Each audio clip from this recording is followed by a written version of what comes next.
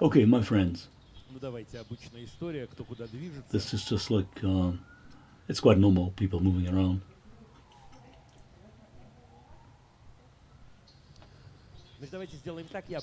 Let's do this. I risk actually you getting bored with me, but I'll just maybe spend a minute. Now we'll open it up for you to discuss or raise anything you wish to discuss. And I understand that you have some feedback to what's been discussed until this point. Z, just to remind, why we call it Z, because it is in the shape of the letter Z. Just to reiterate,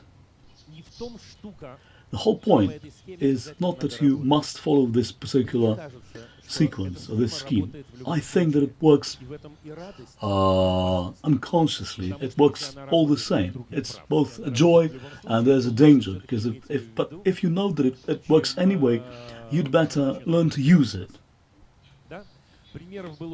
We've already shared so many examples, and it's like if anything remains unclear, feel free to ask me questions. So how this is affecting the subjects? Do we understand by now that everyone is a subject in our environment? Just give me a sign if you agree. Just re-ask me if it's true. Because I keep asking those questions to you just to make this message register, for you to have another opportunity of thinking it through. Feel free to ask follow-up questions. As regards this stage, its purpose is to enable the person to feel more comfortable, more at ease, to be more prepared to act. This is the first phase. The second phase is that of genuine interest or personal interest. It's the question, what's in it for me? And this can invite a variety of answers. Actually, most teachers actually expect their pupils, their students, to get so excited about the subject being delivered, but you should keep your expectations quite low if you wish to build an effective relationship. And the next phase being acceptance is when I accept what's being said or proposed, that I'm prepared to explore myself. This is the opening up phase. It's the creative phase, when I begin to interact with the material being shared, and I begin to invent new things and just try it on. And the acceptance phase is when I begin to internalize the material. It's actually becoming part of me. Okay, that's so much for a refresher, repetitions. I'm not going to repeat myself any further from this point on.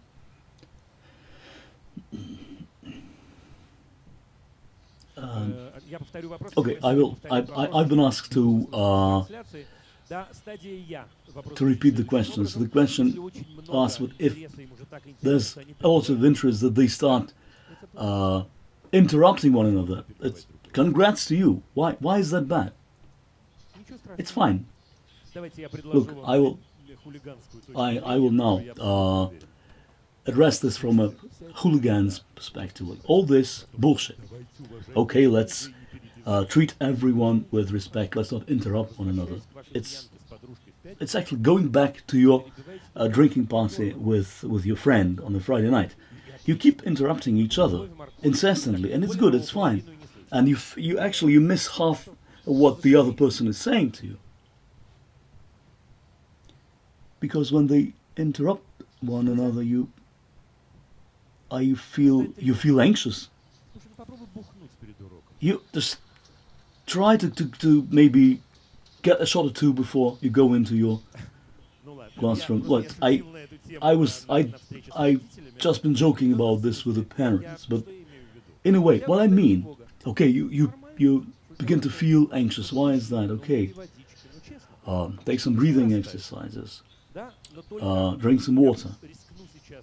I'll venture to pick your anxiety apart. Why this anxiety grows? It's because you've been taught that if it's noisy in the classroom, this is a sign of lack of interest. It's uh, feel free to try and persuade me otherwise. That when the class is noisy, this is a great sign of interest. They're just dripping hot saliva. And it's actually, otherwise, it's like a cemetery environment. It's just, okay, who's next?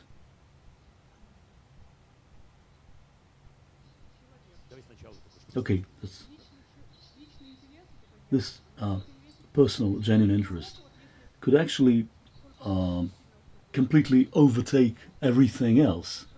So if students are allowed to pursue the genuine interest, the personal interest, this could give rise to discussions that will never end. But this may not be linked in any way to Yevgeny Onegin. Like, hold it. Well, I understand where you're coming from, but that is the core of professionalism, is to guide them to discuss their genuine interests and feelings through Yevgeny Onegin. What's wrong with Yevgeny Onegin? It's a story about a guy who lived a pretty strange life, and he had an uncle, and he saw two young people in love, and he became jealous, and he destroyed that relationship. Basically, what's wrong with this story? So that was my question, because sometimes all these things like the atmosphere and the genuine interest and all those other parameters, they do not fit the mold. They do not fit within the curriculum. Look, I often meet with cool teachers. I remember once I watched a very cool, very great chemistry teacher deliver her lesson. No, I think it was math or physics. I don't recall which. You'll understand which it was. So she was like the size of four of me, and she told me about a class that she delivered early in the year, and she came up with a problem. Dear kids, if you throw me out of the window, and this is the fourth floor, what speed will I have gained by the time I hit the ground, and and basically over what distance will my remains splatter? That was a sort of was told half jokingly, but it's something that really worked. I think that do you succeed in running all your classes that way? Yes, no, yeah, I lied to you. No. To a large extent, it's not because I'm such a great teacher, but because, sometimes I say things and I feel as if I was a molester in a kindergarten. You go, ooh, as I'm sort of molesting you a bit.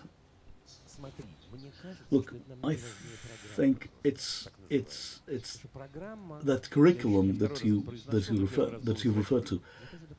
This curriculum is a load of crap, you know. But how do you just give up on this? Yeah, that is a great strategy. How did your story end in Israel when you told us about the Israeli school with those hooligans? How did you build a good relationship? Yes, I love. I'm fanatical about working at school, just as most of you are. Yeah, it wasn't so difficult. I just learned to communicate with them. I understand. Okay, regarding the curriculum, that's not the whole point. It's coming. It's not that the curriculum is bad. It's just that it doesn't really matter whether it is good or bad. What really does matter is that it needs to be based on a humanistic basis. Then everything will fall into place as long as the students understand what's in it for them. And the way to understand it, that is the path to understanding. You do understand the difference between school and university in this respect. Yeah, it's like I thank you for being honest that you showed me you didn't know the answer to the question. Look, whenever we tell a school kid that they need to learn, so we are manipulating because it wasn't their choice. But at university, no, we it's actually fine. It's because anyone at any moment can just spit on it and go out, or go out and spit afterwards. The school child doesn't have that option. It is assumed that a university student comes prepared because it is their choice, and marks are appropriate, and various forms of feedback will be more appropriate compared to school, because the child has been caught and deceived into believing that school is fun, and then it's that's I'm very passionate about this. Okay, there's a mic over there. Then pass it, please, afterwards to the back. Dima, my question is, just to summarize, how do you train your kids to sit exams? I don't do that. So they grow like weeds. So everything is fine, but what is the attitude that they are taught to their exams? Look, I'll tell you what, just between friends. If do not quote me, I will deny ever saying this, but it is quite often the case that whenever we are preparing for an exam with my kids, that I tell them, okay, there is the question on the exam, the most stupid question: what did Leo Tolstoy mean by this or that passage? And I tell them, kids, what is the correct answer? So we need to unearth, dig Tolstoy up from his grave and reanimate him and get him to give us the answer. Okay, but let's turn it around. What does the author of this stupid question want to hear? I don't want to teach you bad things. Look, quite frankly, I just want to repeat myself because this is something that I was provoked into talking about this during the session with the parents. I'm going to give you the whole answer. But you shouldn't be too scared of examinations. What's an exam? It's a monstrosity called the state that is incapable of understanding anything. They can't tell their leg from their arm. Any state is built that way. The only form of feedback that they know of is to put people through an exam. They do not know how to organize themselves, to bring themselves around, to engage in conversation. They do it by throwing tests and exams at people. But an exam doesn't really mean it's basically, sometimes it's kids, fourth graders. They begin to be prepared for their exam that will only follow in 10 years' time, something. But if somebody knows the material, it's okay. If they read the book, so it's not that scary. My question is, then, whenever we speak about school, we know this concept, we use it, that it is the educational / formation process. It's how do you bring up children? I do not do that. It's in a private school environment. I can hardly handle myself.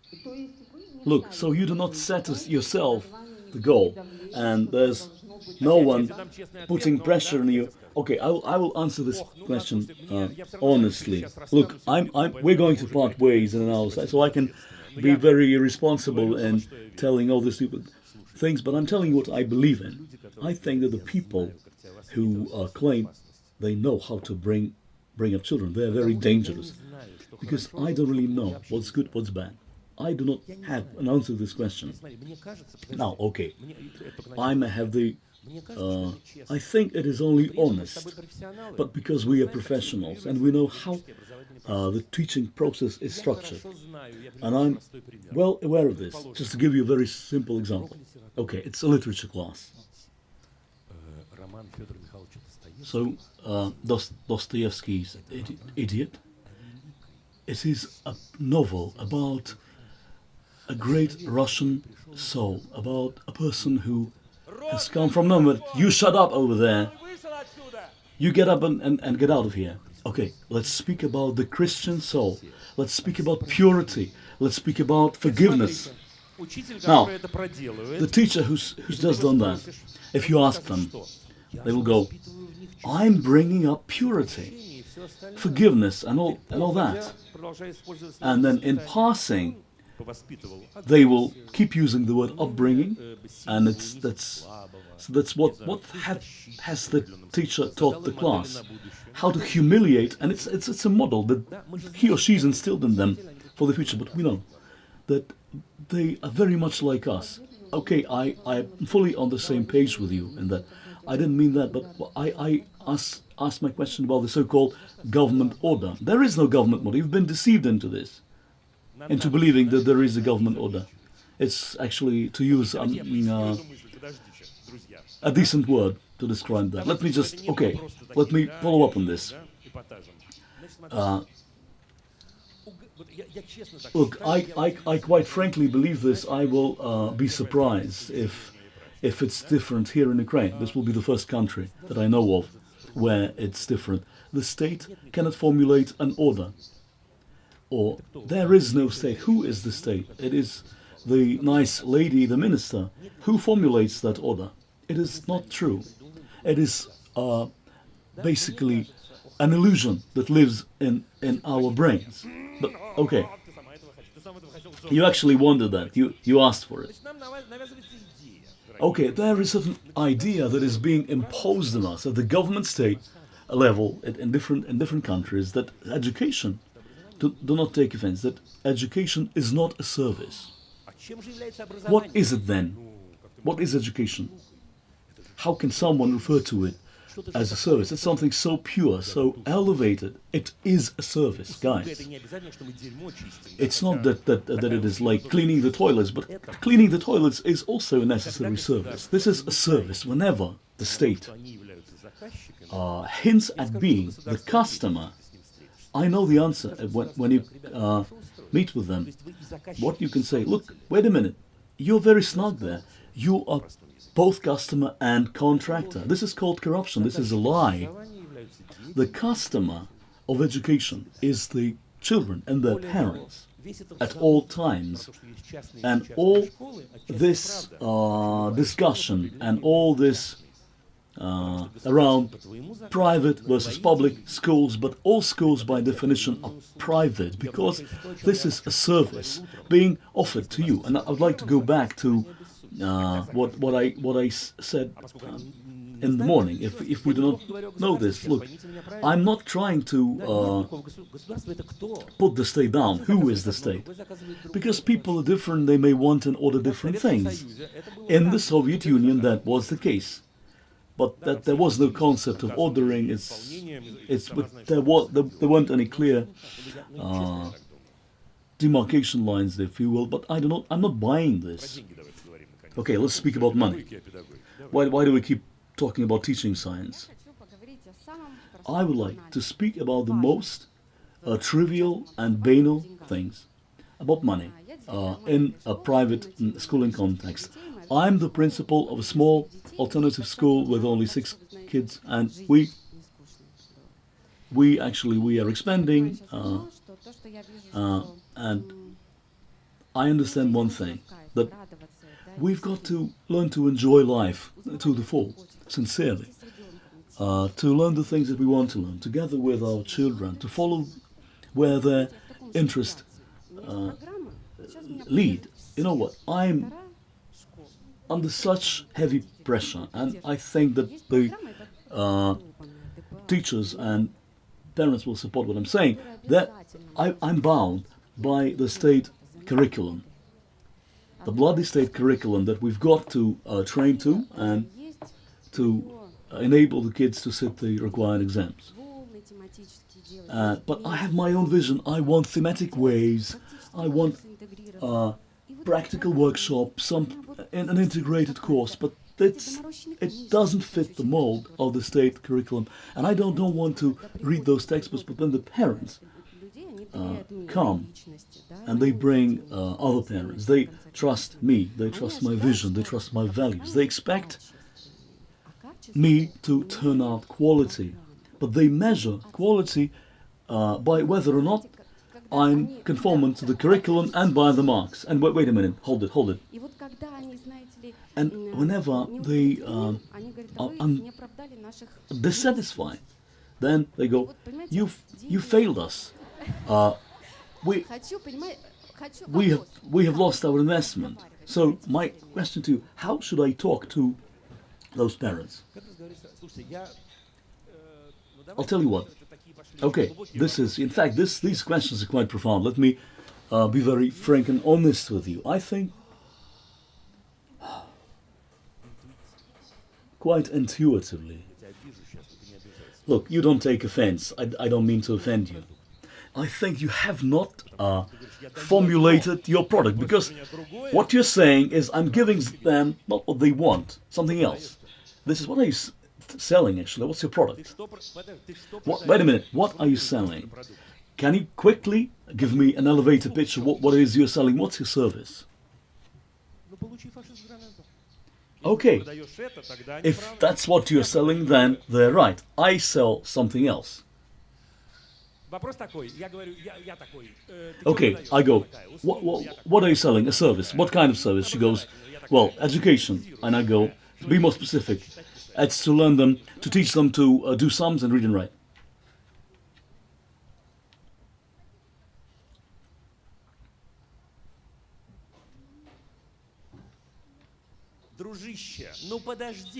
Okay, wait a minute, look.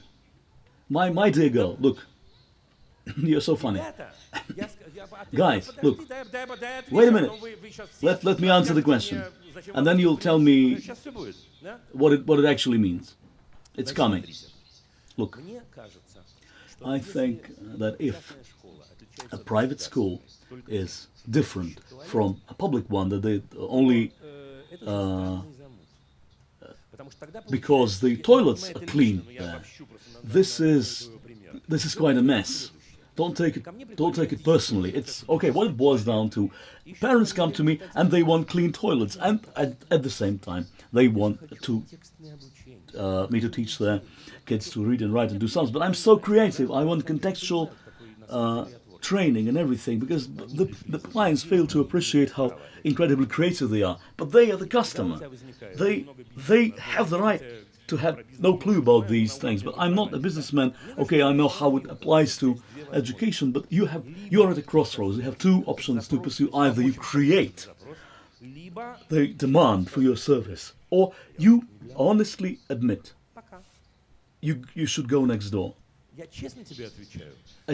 I'm being very honest with you. Look, I used the example of Appelsine, orange, my school. Look, you wanted me to discuss my school.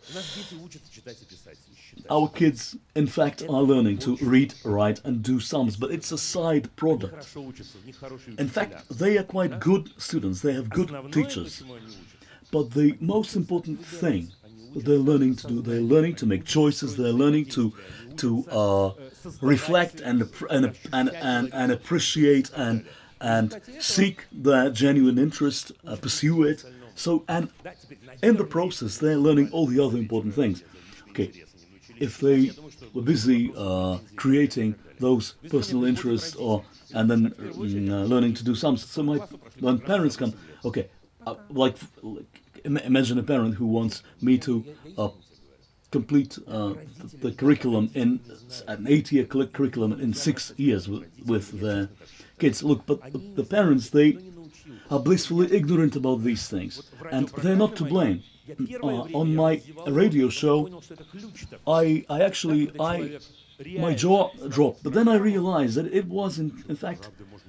And when somebody phones in and says, "Look, is it really possible not to beat the children? Does it really work?" But why? In fact, my jaw would drop. Nobody actually told that person ever. So the first reaction is just like, you wish to sling mud at your audience. That's not the way it works. It's because those parents come uneducated. No one's ever enlightened them. They came out of the system where, so, okay, you've got to learn the multiplication table by second form. Okay, no one has ever asked them the question, why? Why do it? It will come to you naturally by sixth form. Yeah. What if a teacher knows how to teach the curriculum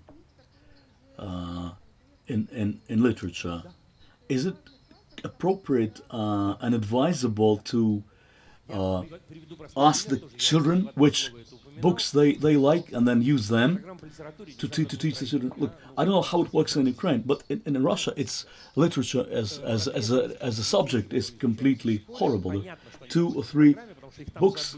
It's because many of those books are there in the curriculum because they were just forgotten there. It was a very modern curriculum as of the early 1900s. So there are actually quite a number of bad books. Many are not very easy to understand. Okay, like Pushkin, that we discussed Pushkin. So why use Pushkin? Okay, Pushkin, but first you need to learn rhythm and how verses are built. So in what I can tell you from my side, if they can do these things, they will very quickly grasp what's required by the curriculum. Let me continue using the example of Pushkin. Station Inspector is a novel by Pushkin. The Station Inspector, okay. If you don't have it, okay. It's a good book. And Belkin's Stories is another good book by Pushkin. And I'm going to throw something insensitive maybe, but actually it's a story about a passing officer who screws a 14-year-old in a small town. And I asked myself the question, do I want to learn it, to use it? It's a work of genius. But I appreciate that to go back to it in ninth form, it would create a wow effect. But it's why use it now? Why use it at an earlier age? Maybe I just paraphrase the questions, and it's you talk to your principal, and maybe you will ask permission to shift this particular piece to several years forward, for instance. Now, marks. Okay. Go ahead. A very brief question. Could you formulate succinctly 3, 5, 2, 1 key challenges in education? Whenever we speak about the challenges faced by the education sector, everyone has their own interpretation or their own version of that. Somebody claims they're underfunded, somebody is grappling with some other challenges. But if we were to clearly articulate the key challenges that faces. No, I'm not going to do that, and I'll tell you why. Because it's a road that leads nowhere. It would be good if we succeeded in formulating and articulating what it is we want. If we did that, I'm fanatical about the saying, do what must be done and come what may. And it's okay, there may be a variety of interpretations in any subject. Why am I an advocate of private education? Why am I so fanatical about it? Because I am convinced that the clients will figure out for themselves. Somehow, the clients being the kids and their parents will figure out for themselves. And that's how simple it is. So what should be the outcome? What is the purpose? What is the mission of school? I don't know. Okay. Okay, the parents are anxious. Okay, they have a lot of anxiety. Okay. Some people in the audience know already my lesson about why. Okay. A human being is a very complex being. We have lots of concerns and anxieties. Parents are largely motivated by fear, but you are a professional, so act like one. Tell them, our key motor is fear. You are afraid that these are some of the things you can do to overcome your fear. So I, as a pedagogue, as a teacher, that's That's what you're paid your salary for. The teacher is the person who is supposed to know how to handle that fear. Okay, I know how to do it. You may not know that, but this is how my system works. Let's discuss it. Okay, so let's discuss it. Let's give it some thought. But that's how the system operates. That's really essential. Look, well, I keep referring to this as a service, but I'm not referring to this as waiting on people. It's not. I'm just like you go to the theater to see one play, and you don't go, look, I don't want this one, I want you to now put another play on tonight. So that's not the way it works.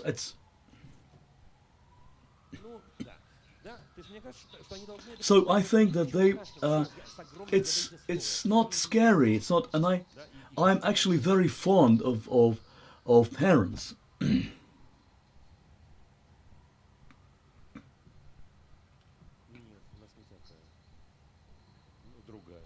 No, ours is different. No. Okay, let me try and unwrap it for you, because there's a buzzing over there. I do not encourage you, I'm not selling you on the way we work.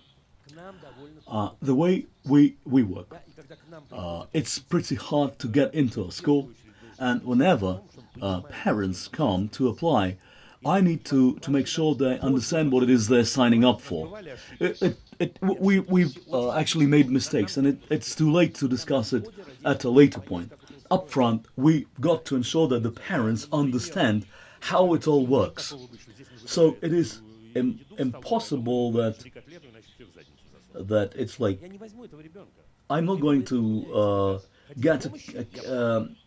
admit a kid whose family environment is very oppressive and restrictive rules.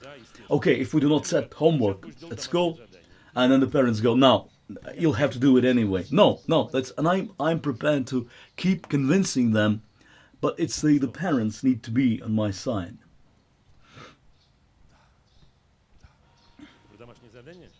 Are we on the subject of homework? Homework.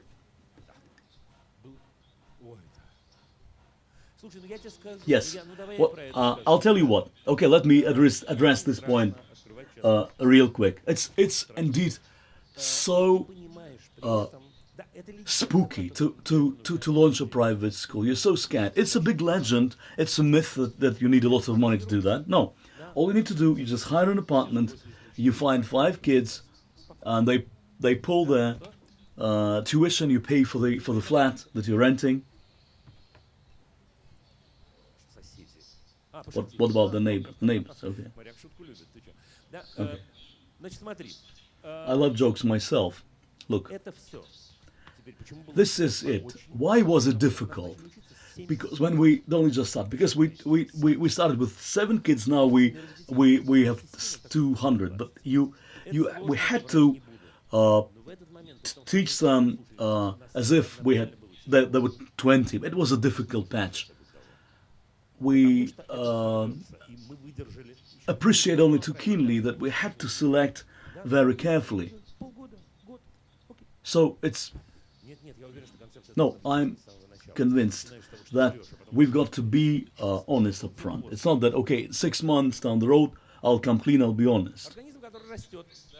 Okay, it's growing pains, it's a growing organism. And so many things that changes, but you can't go, look, I'm going to set homework because the parents think it's necessary, and then it dawns on me, and I realize that it is people's private life that I shouldn't mess with. Dima.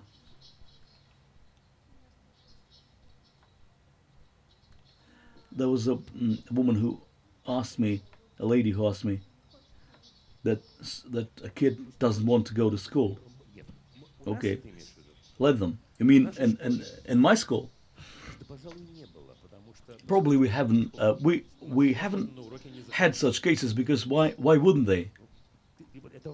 Look, it's important. If you're asking about our school or some other school, okay, if it is some other school, it's quite common that kids don't want to go to school. But if a kid doesn't want to go to school, the most stupid thing that people can do It's just to blame them, the kid. You love going to places where you're enjoying yourself, don't you? But if a kid doesn't want to go to school, so like uh, at our school, it's okay to skip classes, it's okay to leave early. So why wouldn't they? Why would they avoid school? It's not that it's just that they do not just leave, but they just are free to switch to another activity. I'm still anxious to tell you about marks. At your school, Apelsin, Orange, what is so special about your product if it's a service? What sets your school apart from other schools of the world? Yeah. Apelsin, my school, uh, is founded upon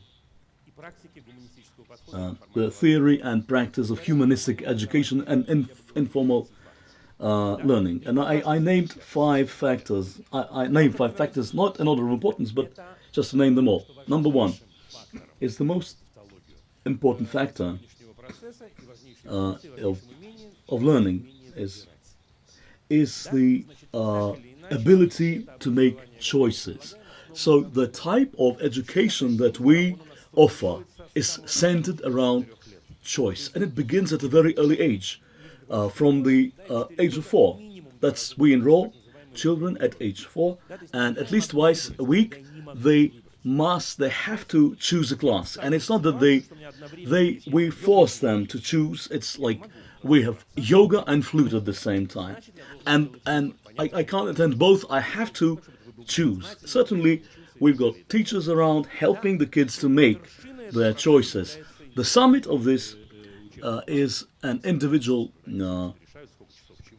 syllabus. That's by 7th form. That's when the kids had learned have learned how it all works. Choice.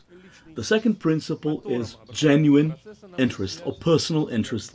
This is the motor driving the training process. It's a genuine interest. This means that we, as teachers, as professionals, we need to set traps to catch interest. That's to encourage the kids to want to keep coming back. The humanistic approach is based on the concept of subject.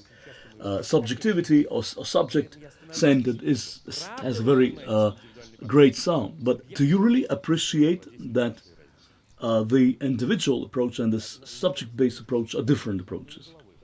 I want you to give me a sign that you understand. No. Okay. Thank you for the question, my dear friends. The individual approach, actually, I'm okay with any method that does not involve kid torture. So the individual approach means this: I have a method for you, I have a method for you, I have a method for you, and so on and so forth. This defines, this actually determines, it actually turns you into an object. It's me as subject and you as object. The subject approach, subject-based approach, is this when we are both subjects. I have no clue about which method will work for you, and it's essential. This is we've already addressed this, but I have no clue. Like in our case, none of us had a childhood with an iPad, so we need to formulate this approach, this method together, and to a large extent. I don't really know how to run a school without a council of parliament, without the kids being involved. Because, in fact, I get carried away as an adult. I have my own anxieties and fears. I need to be restrained. I need to be taught to stop, and I need to turn around and ask you, because I'm powerless without you. And my fourth principle: school is about interaction, about interactions between subjects. It's how to build connections between you and me, between me and nature, me and the world around me. It's actually, it's part of why I do this. And greatest value is knowledge gained, obtained, not received. So I don't care about Tatiana and Evgeny and Negin if I'm not doing something to obtain, to gain knowledge. If I haven't made this discovery now, that's what makes it relevant for me. We keep talking about process. We're talking about the teaching process, and you've addressed some elements of the process, but each and every process has an end, has a goal. What should come out at the end? So then you can work back from your end result, from your outcome, to choose your methods. You're pushing me into the territory that I don't wish to set foot in. I don't know what the end game should be, what the outcome should be. But I would like to tell you one secret. Neither do you. Those who claim they do, they are little liars. Let me remind you the example how I started. Our teachers tried to cram into our head the knowledge that they knew, the illusion that they knew, the end result. They missed it. We loved them. It is through them that we know the multiplication table. But it's how somebody spoke about this, that we are preparing the kids to adult life. It doesn't quite work that way, and we turn out to be unprepared. And the generation that actually had been taught to be so prepared to operate in adult life, it was the generation that grew up during the mid-90s. It is my generation and the older generation. And then they go, no, wait a minute. Everything was good as somebody came and messed things up for us. But you've been taught in the right way. But this is actually closely related to the result. Because now we have 15 points of choice, not one. I know what you're going to run into in 15 years' time if you have instruments. So it's like I've earned my bread, actually. If I've taught you to appreciate and to operate in this environment packed full of points of choice. And it's, yes, if we are practicing pedagogues, practicing teachers, could you describe, can you describe your graduate as not an ugly one with a tail? No, it's a person who knows how to enjoy life. Yeah, it is quite dangerous, and I appreciate that, but it's a person who is in peace with himself. But there are also other stories, and they are taught to keep their boundaries. It's actually part of the result. I'll be completely honest with you. I have a very close friend who once, when we only just started our school, he helped us through the initial phase. He's a mathematician, he's a physicist, but at the same time he also owns a large business, and he's a big beefy guy. And he lives in Moscow. He comes to visit every once in a while, and he comes, and we went to get coffee at the canteen, and there was a group of young girls, second or third form, sitting in a corner, working on a problem, math something, and they weren't getting it. And look, the girls over there, and he was standing here, brewing himself coffee, and I was just hanging around in the middle. I'll tell you the names because you don't know. There was a girl named Sasha, a little girl, second form, walks up to me and says, Dima, what's his name? That guy was completely puzzled. Vitya. She walks up to him, looks up, and then she goes, Vitya, you will help us, won't you? No, look, this big beefy guy,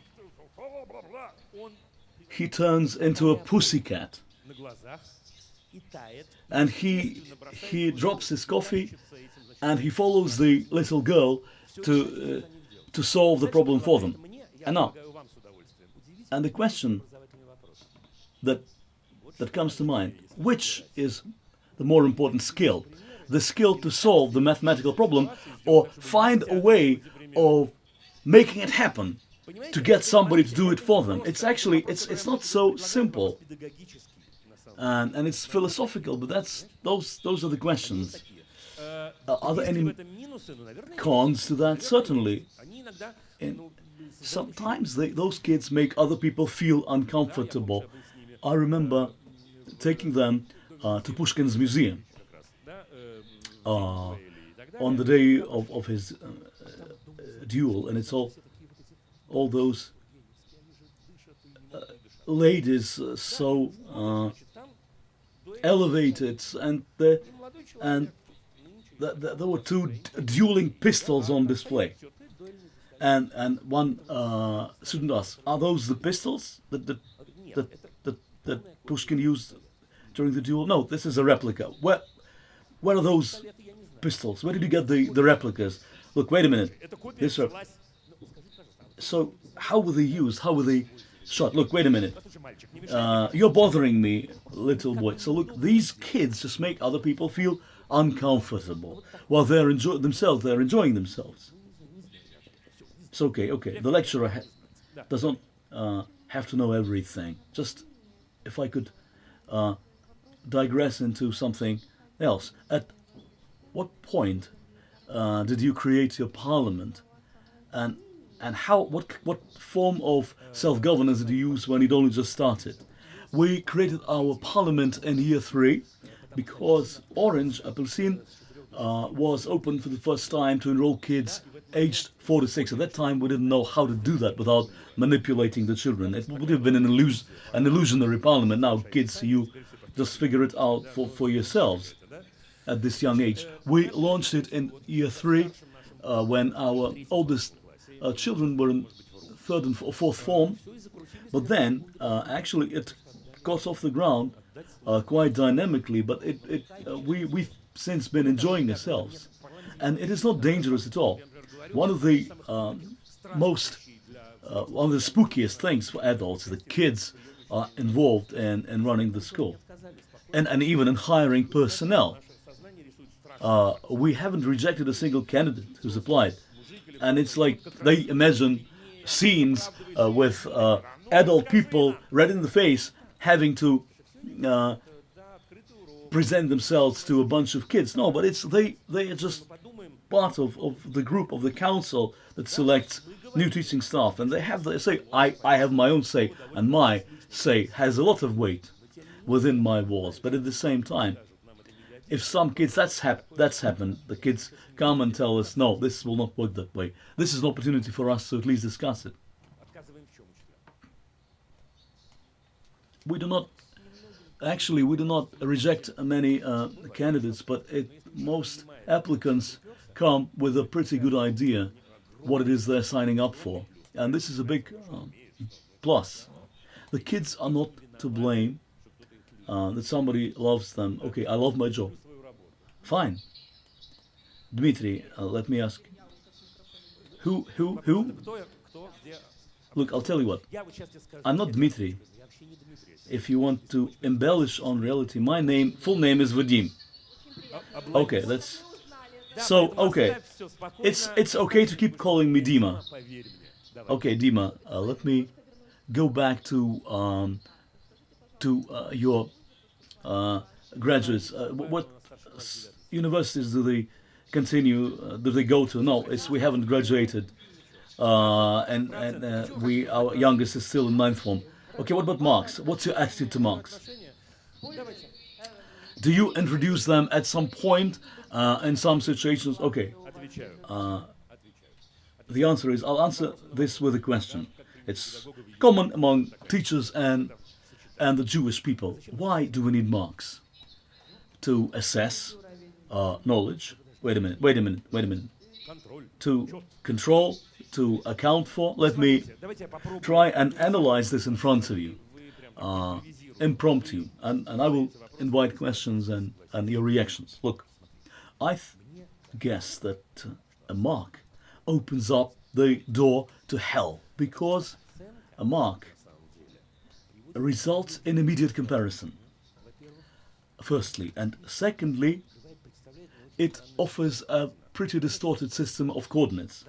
You know that Russia still holds on to the scale from 1 to 5, and I think it's the same in Ukraine as just you use a scale 1 to 12. A boy wrote a dictation, and he made 24 mistakes, and he got the bottom mark, and he worked hard, and he improved. The next time he got 20 and still got the bottom mark. He gave up on everything, and he improved to make 15 mistakes, and he still got the bottom grade. He did not sleep, he did not eat, and he actually made 10 and still got the bottom. Even with 5, he still got the bottom mark. You tell me how it works, how it is supposed to work. And this is not human feedback. It's a joke. It's like, do not repeat it at home, kind of thing. You try and introduce marks in your partnership between man and woman, and your relationship will be over within 3 days. Yeah, I score you 4.5 for tonight's sex. Oh, and I score you 3, maybe on a scale from 1 to 5. Yeah, it makes you laugh, and it's a natural reaction because this sounds absurd. Because you'll tell me, Dima, are you stupid? It's like people can talk, they can discuss this, they can just express their wishes, their expectations. What about kids? What is this? Why am I supposed to give you a score? Can I talk to you? Can I tell you? So I have something to tell you, and. So, however we wish to interpret it, but this is the road to hell, paved with marks. It's not even that comparison, but this makes it very evident. So when there's comparison, there's benchmark. Competition is a powerful engine. It's very powerful, but it knocks out all other engines. But you may go, but it works. But not all that works needs to be used. It actually is work, but it's like there's those never-ending quizzes, you know. I fall in love with you, and I'll teach you something. A quiz is not a teaching technique, it's not a teaching method, and it's good. It's not one, because first I create a small group and we do a quiz on whatever it might be, and I will set you questions, and someone will be the first to hand in the answers. Will this encourage me to learn something? I'll find somebody who knows best, another person with the strongest legs, who runs the fastest, and I win. Doesn't it have a place? But let's not deceive ourselves. Those things are related. Just while we're on the subject of marks, so you do not use it, not even for the parents. Who are the parents? Are they prison guards at a concentration camp? No, I'm just clarifying. No. But as a public school needs to report them, the students' marks and all that. So look, you keep trying to blunt me with this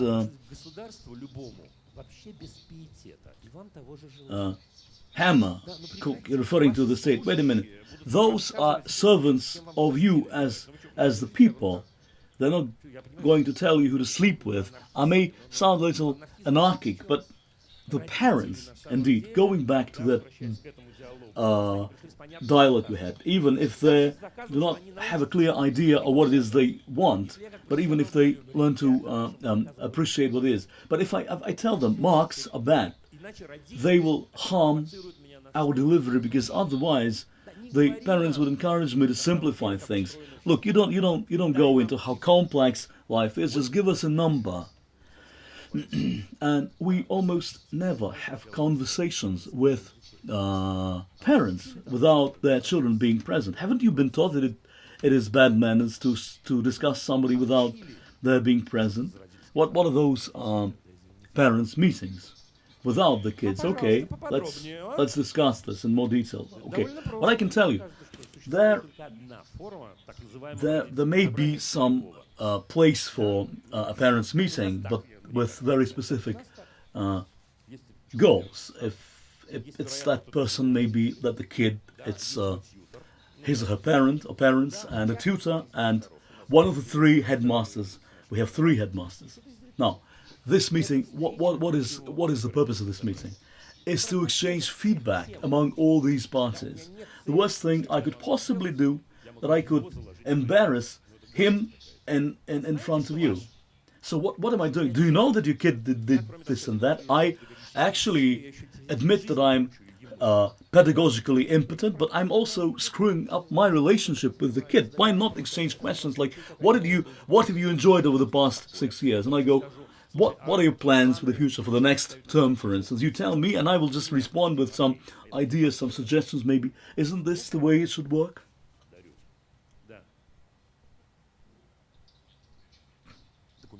The matriculation documents look exactly the same for Apelsin, for our graduates, and they will be issued with a state recognized documents. It's not us. We do not set grades. We are not giving in to this monstrosity. The state, look, let's keep those things apart. We are not obliged to play somebody else's game. Our kids are not schizophrenic, and they appreciate. Let me give you a very simple example. We are all on first name terms at our school, and they understand that it may be appropriate at school, but not in another setting. So some people do not accept this, and okay, they are not schizophrenic. They understand that the job of the state school is to grade them, is to give them mark while they can. But until a certain point, it's not that they're not aware of this. We don't need to know. We don't care. But towards high school, even at public schools, they switch to percentages. In this particular respect, that is acceptable. They're not marked. So hey, I had 5 problems, and 5 corresponds to 100%, 5 100%, 3 60%. It's a way of giving feedback. It's not very neat, but still there is no conflict, and we're not deceiving our kids.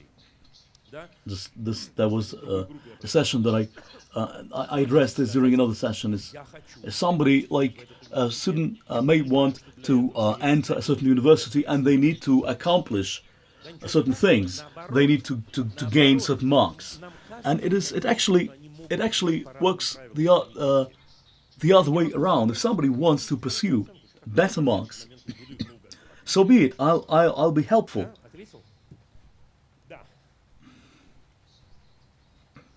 We would like to find out more about how your school is organized and the role of tutor, and how you assess teacher performance. That is highly subjective. I simply cannot pull it out of a hat. But that said, there are things that are more tangible. Now, you understand that it's okay to skip classes. It's actually a sign of something. That it's food for thought. It's if many kids skip a certain class. Some things are quite obvious. It's an open space school, and we even as teachers we visit one another's classes if we have some tips to give them. But it's actually similar to a regular school where. So, if even if the kids actually do want to go to that school, but it's not very different. But the role of tutor, it's actually evolving very dynamically. So tutoring is actually tapering off in terms of becoming more focused, because each class has three teachers, three mentors, some two, but in most cases it's three, and our so actually we have three tutors assigned to a class, and so the biggest number of students is 20, but normally it's 12 to 20. And now, what happens beginning in sixth form? Each student is assigned to a tutor. That is their job, because people are different. So tutoring is also different. Some build more a closer personal relationship, but some kids may approach their tutors for advice on personal matters, personal life. But a tutor is a guide. So we've had a ratio of one tutor per three kids, and it's probably going to increase. But anyone is potentially eligible, and it is the kids who make that choice. So this is like mutual. But if you want to know it all, we refer to this role as collector. So let me just to put it simply. So each student may just identify those they want to choose from, and those they really don't want to choose from to be their tutor.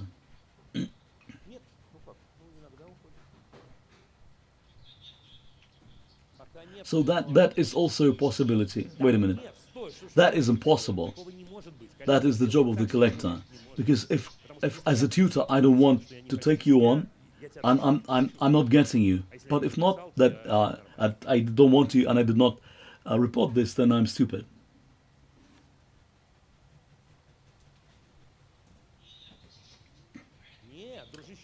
So it is the joint choice. It's both parties are making their choice, the kid and the adult, and each gives three options. But actually, kids are also humans; they're also people. They understand that that tutor will not go like no one wants you. There are other forms of dialogue that you shouldn't have born or something. They are normal people, and tutoring only begins from sixth form, and at that age, the kids are quite grown already. So the job of tutor is guiding, sometimes giving support. Support is the most appropriate word to describe the role of tutor. And academic, yeah, that's also possible. They are also tutors. They also teach certain subjects as academic teachers. Yeah, it's.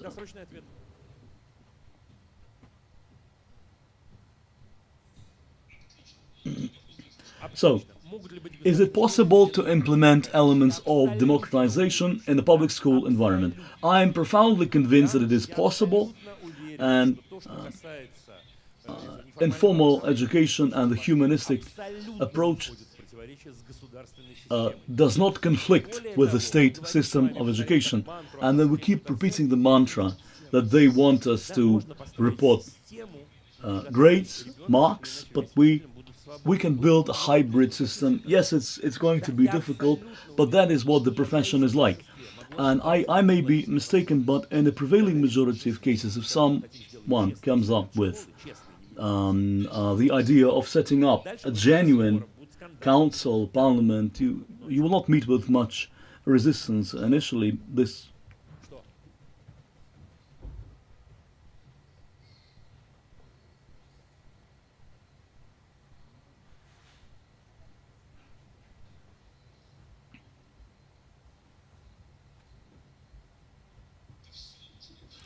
anything out of just out of what I've been discussing. That is not the case.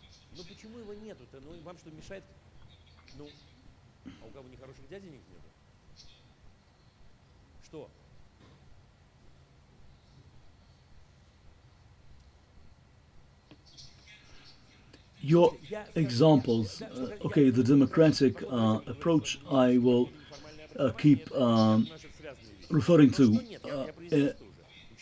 informal education. Okay, the teacher in the classroom, they close the door. What can't be done? Let me answer this with a question. Choice. What do you mean choice? What?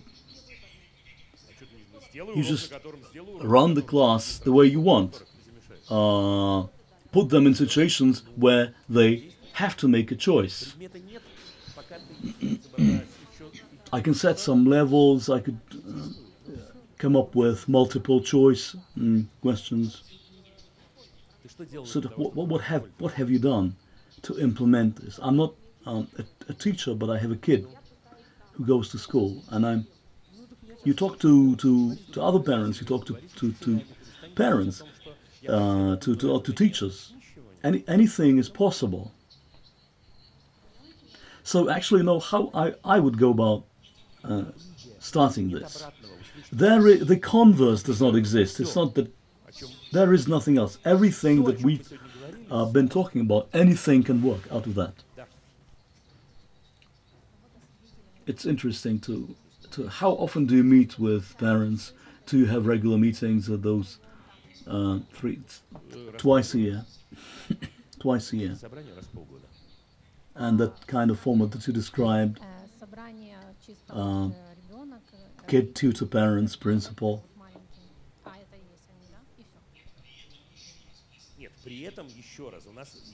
The idea is that we are an open-ended system.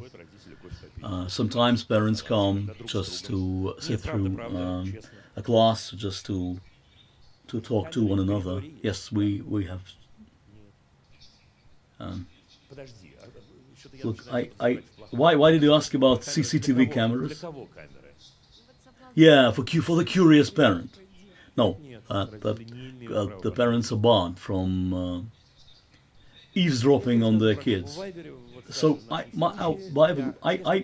being particularly frank with the parents. If you wish to neurotize yourself, you go ahead and do it, but we are not involved. So it's everyone is excited and so anxious and everything. And I very honestly ask them that if they want to just meet among themselves, it's certainly their choice.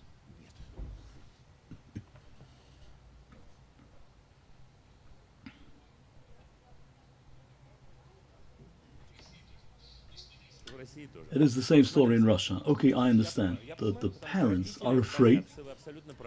They want to have some strings that they can pull, and they labor under the illusion, if I know more, then I will feel more secure. But you've got to allow space, personal space, to the children. And we've got lots of CCTV cameras. And then that footage is recorded and collected. We had 2 cases when we've had to retrieve CCTV footage, but I do not think that the parents have the right to watch everything as some sort of big brother. If the parents want to install a camera in the workplace and just let their kid watch them, then we can negotiate that. Is it possible to enroll at any age? I understand you have kids, the oldest of 15 now? Because your method is humanistic, is radically different from regular schools. Doesn't it come as a shock? Because if they are transferred from a regular school and they've been taught to sit still and they were being graded, and you enroll kids from 4? What do you call it? Do you still call it school? Aren't we robbing our children of their childhood when we send them to school at such a young age? We rob children of childhood and adults of adulthood. It's whenever we make other people do what they don't want to do. And you can call it whatever, what's in the name. School or something else. School is to be enjoyed. School, as the original word suggests, is a place of conversation. And why would 4 years of age be different from 15? Why not? They're very excited about attending school. So it's when this is their first school. Remember the great movie The Shawshank Redemption. So those former inmates, when they were released, then many committed suicide. It's very difficult to adjust after a prison environment, but we are professionals, so when we understand that, and we enable the other person to learn and to appreciate and embrace this, at that very moment we need to build a process in such a way so as to facilitate. But we do not enroll children at an older age.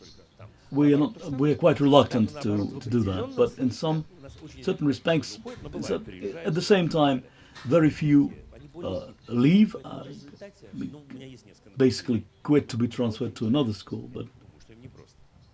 But it's those who haven't asked the question. You from over there.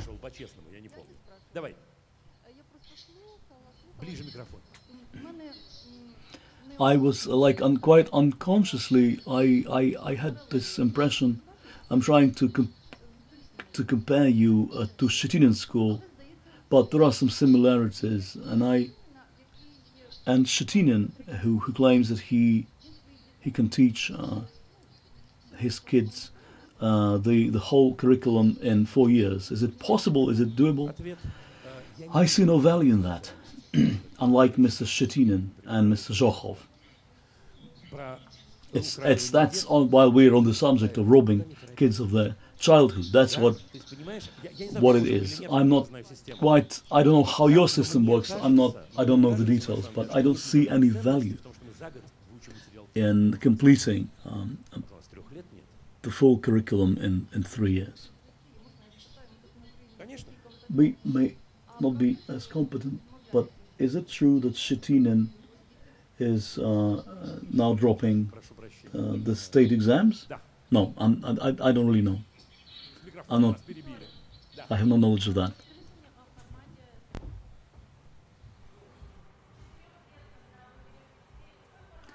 What is the format of your education?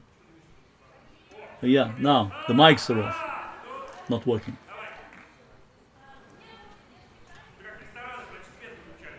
As they would do in Soviet times when they turned the lights off at a restaurant.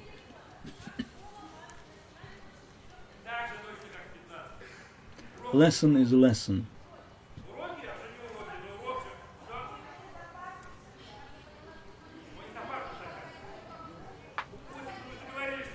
But we can have any class, they can do anything.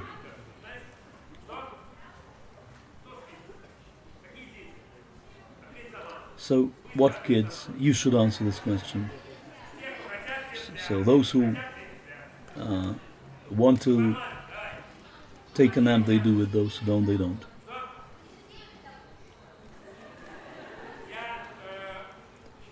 Am I a happy teacher? I need a definition for that. How do you imagine that? I don't think so.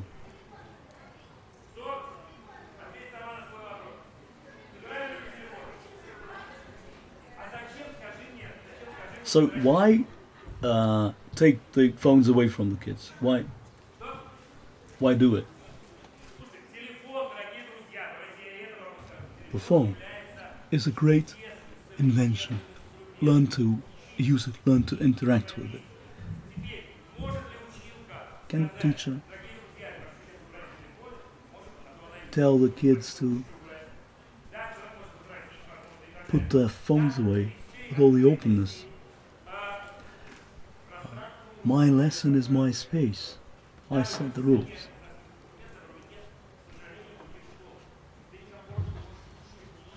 No one will tell. Oh, okay.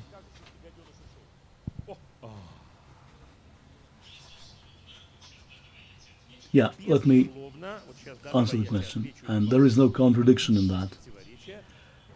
It is given that the teacher sets the rules of the game.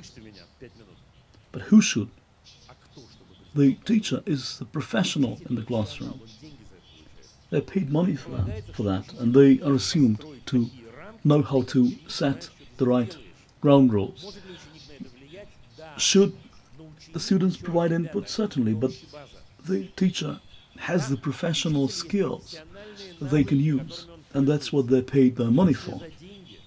Something that the student don't know how to do. It's an open-ended system. There is a parliament as an additional instrument where the children have more say. But in my class, I'm not going to have it.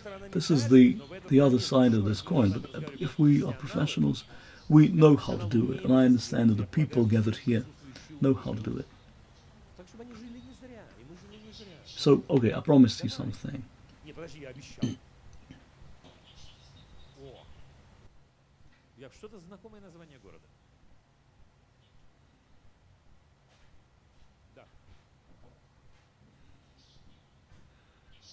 I think I formulated those 5 principles. No, this is just bullshit. I'll explain the last statement. You didn't hear the question. Why did you laugh? She asked me, how would you define what you do if you were to use one word, what you were selling? I'll tell you. In Zen Buddhism, there is this maxim that whenever a student comes to a teacher, what can you liken the Buddha to a bowl of shit? And I think I don't know what to call it. That's why it's not really, it's not actually even important.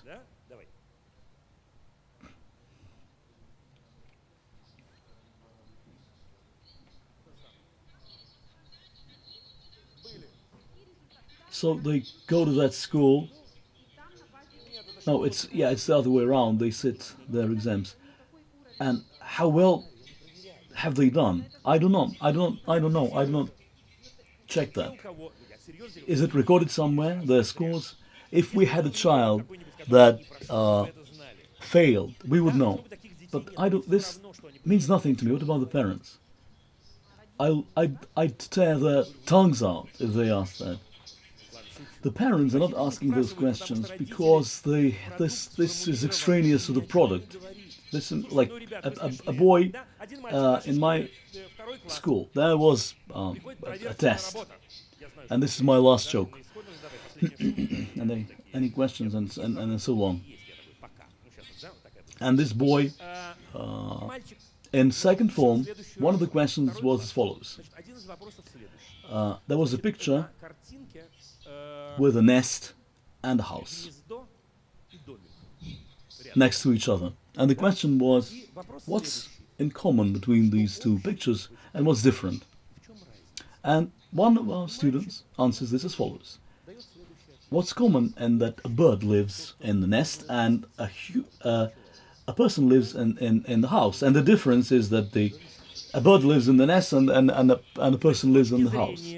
The traditional education system gave him a bad mark, the bottom mark. But that's how the system of education works. There is no valor in telling one another how badly it is functioning, but it's just the way it is. They can't do any better. There is nothing to gain out of condemning them. They will continue operating the way they always have, simply because we pursue different goals. And I suggest that you make friends. And you stay friendly. It's not. We shouldn't just put them down. There is no valor in this, and you will come across a lot of good teachers within the regular education system, and sometimes there are good textbooks. Why are you so preoccupied with this? Okay, so such is the law. you, unlike many other countries, you can re-elect the people who make laws. And this is something that I would like to congratulate you on, and this is a good note to end on. I'm so happy anytime I come to Ukraine. You're so great, you're so incredible. Come to visit me at my school. I love you. So long.